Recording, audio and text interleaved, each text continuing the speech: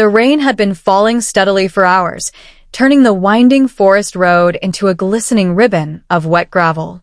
Elijah Thomas drove slowly, the wipers on his aging SUV struggling to keep up with the downpour. The towering pine trees lining the road leaned in, as if whispering secrets to one another in the storm. Despite the weather, Elijah felt a quiet excitement building in his chest. He had needed this escape. His therapist had suggested time away, somewhere quiet, secluded, far from the city's chaos. When Elijah stumbled upon a listing for a cabin deep in the Pacific Northwest woods, it seemed perfect.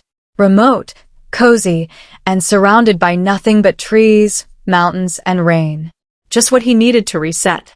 He pulled up to the cabin a little before dusk. The structure was older than the photos had shown, wooden beams dark with moisture, the roof lined with moss, a creaky-looking porch that dipped slightly in the middle. But the soft yellow glow coming from the windows made it feel warm and inviting. He parked, grabbed his duffel bag, and stepped into the rain. The cabin's front door creaked as he opened it. Inside, it was simple but clean. A fireplace, already prepped with logs, sat beneath a stone mantel. A small kitchen with rustic cabinets and an old gas stove filled the corner. One bedroom with flannel bedding and thick curtains overlooked the drenched forest. He unpacked slowly, savoring the silence. No buzzing phones. No honking traffic. Just the sound of rain tapping the windows and the occasional rustle of wind through the trees.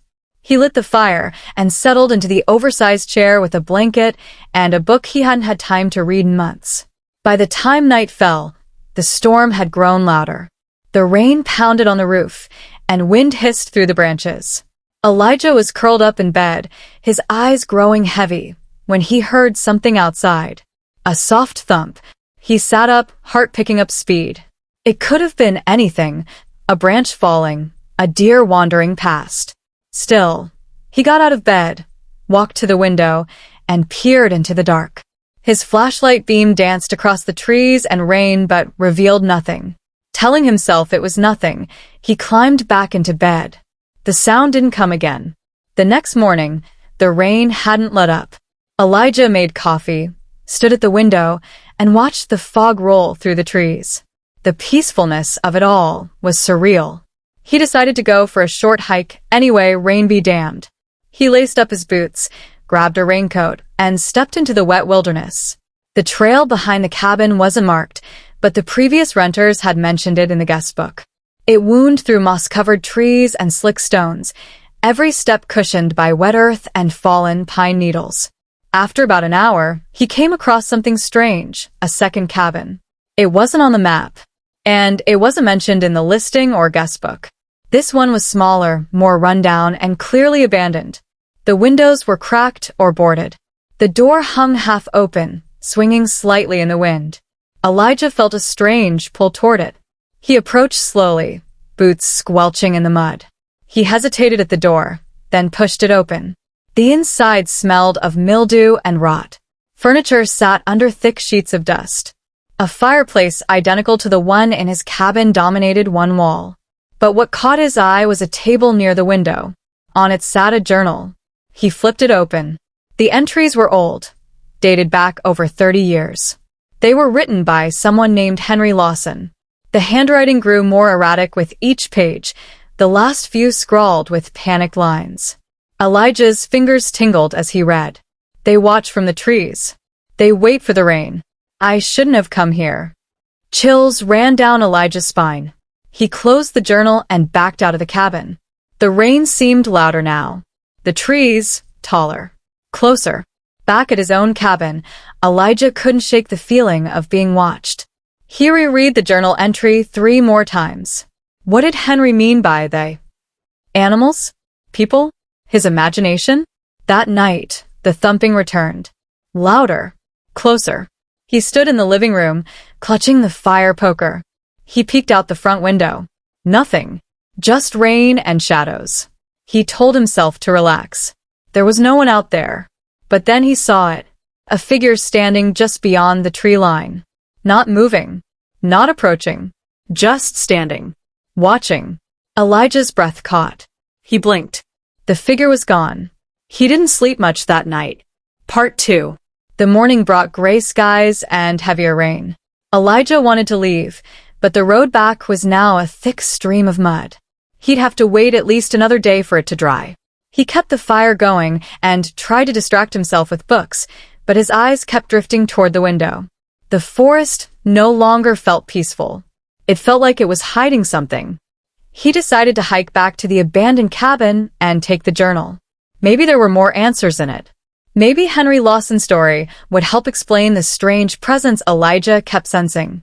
He left a note for himself by the door, just in case, and set off into the rain. The trail was worse today, slippery and choked with fallen limbs. The trees loomed closer than he remembered.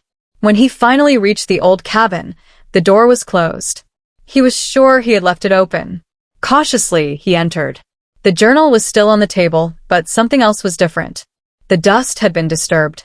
A muddy footprint near the fireplace. Elijah's heart pounded. He took the journal and turned to leave, but froze. A low voice whispered behind him, "You shouldn't be here." He spun around. No one. The cabin was empty. He ran. Back at his cabin, he locked the doors and pulled the curtains tight. The journal now seemed heavier in his hands. He flipped through more pages, discovering frantic sketches, figures in the trees, eyes in the dark, claw marks on cabin walls. One entry stood out. "They come in the rain. The cabin is a beacon. They always find it." That night, the wind howled louder than ever. Elijah didn't try to sleep. He sat by the fire, poker in hand, eyes on the door. Around midnight, the knocking started. Not on the door, on the windows. Soft. Measured. One after another. Then silence.